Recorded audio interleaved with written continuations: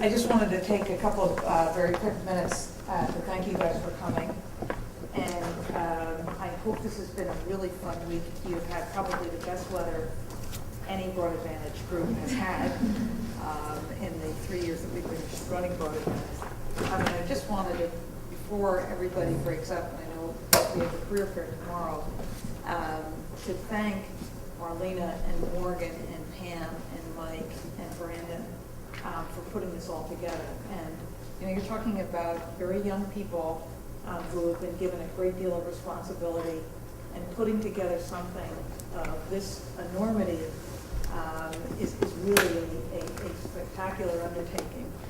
And these guys literally run a global network, and you have to imagine what it's like to run a network of 18,000 women who are, I mean, I think we count 72 countries, 2,800 cities.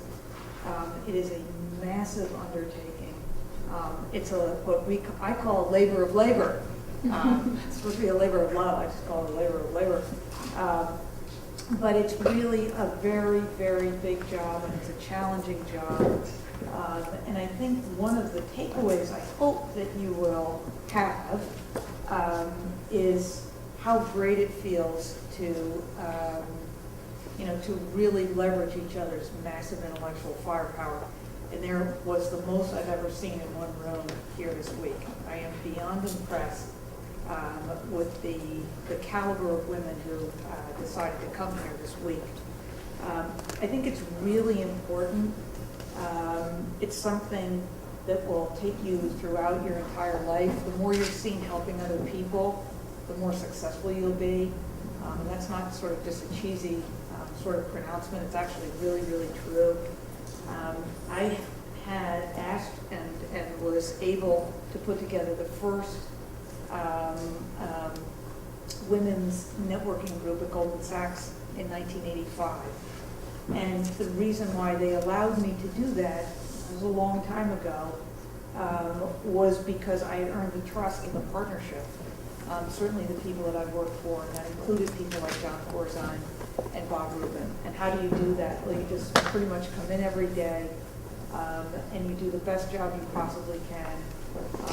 And you know, you really are always thinking about your own brand, you know, about your own personal brand, and what does that mean?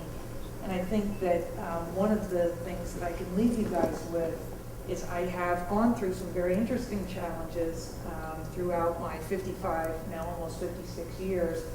And every single time that I've been challenged, I've always counseled with myself.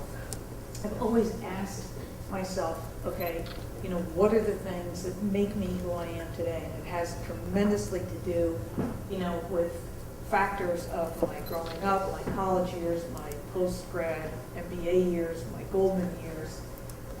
But I've always stayed true to one thing, which is reputation.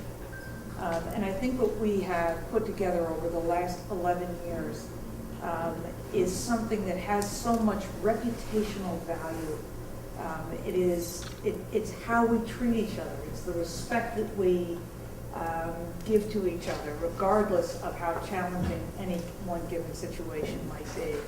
So if there's one thing that you take away that I think is of greatest value to have throughout all of life, okay, is to always think about, you know, how you want to be treated, how you want to treat other people.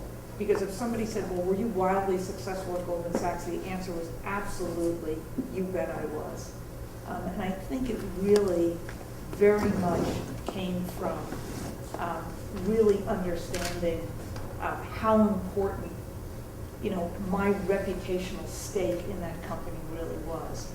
And it's probably the most satisfying thing that you take with you throughout your entire life. You know, whether good things happen, not such good things happen, but the more you know about yourself and your own personal sort of ethical compass, that will absolutely take you through some very tough and challenging moments throughout your entire life. So it's great to be smart, it's great to have a high GPA, it's great to have all those things, but at the end of the day, you know, sort of when the proverbial, you know, rubber hits the road, it really is all about who you are as an individual. So I've gotten to know a bunch of you guys this week. I hope to get to know more of you, over the course of what's left of the summer into the fall, see you on your campuses. I haven't been to China yet. I'm hoping to get there. A lot of places in this world I still need to get to. But I am extraordinarily proud of the job that you guys have done this week. This is absolutely one of the most respectful groups of young women I have ever had the pleasure to meet. I am beyond blown away by what you guys are going to do with your future. And that's why 85 Broads exists. It exists because we're so excited about everything that you guys are going to do over the course of your lifetime.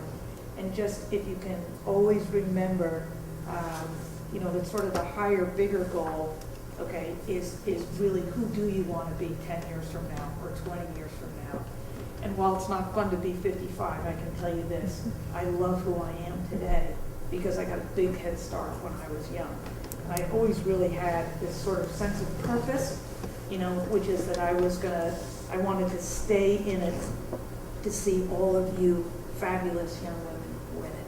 So good for you. Yeah.